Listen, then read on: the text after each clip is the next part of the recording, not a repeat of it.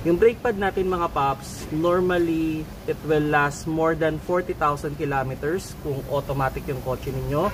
Pero kung yan ay manual, more than 60,000 kilometers yan. So ganyan yung lifespan ng ating mga brake pad. Kung i-ratio natin yan sa barya, yung pinakabagong brake pad, normally mga 4 na barya yung kapal niyan.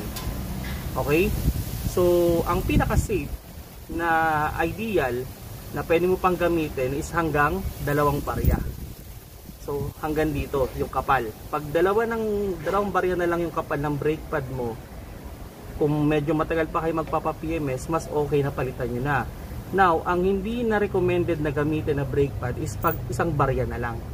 Okay? So yan yung idea with regards brake pad, ano. And on the idea, mas mabilis maupod yung brake pad ng automatic. Usually sa mga gantong kotse, mga around 40 to 60,000, usually hindi umaabot ng 60,000, nagpapalitan ng brake pad. Pero kung manual yung kotse ninyo, kaya nyo na umabot mga 60 to 80,000 kilometers. So yan naman yung lifespan ng inyong brake pad. Then as much as possible, pag bibili kayo ng brake pad, original sana. Especially kung for personal use or family use, original.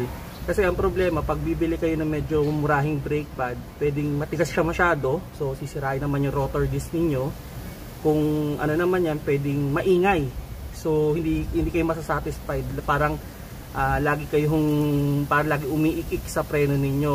And normally yung brake pad natin, meron niyang indicator na pag manipis na siya, itutunog yun. So every time na magpe-preno kayo, tumutunog yon. Now, kung tipid mode, kasi normally tumutunog yon pag mga dalawang ganto na, yan, 2 piso na yung yung kapal.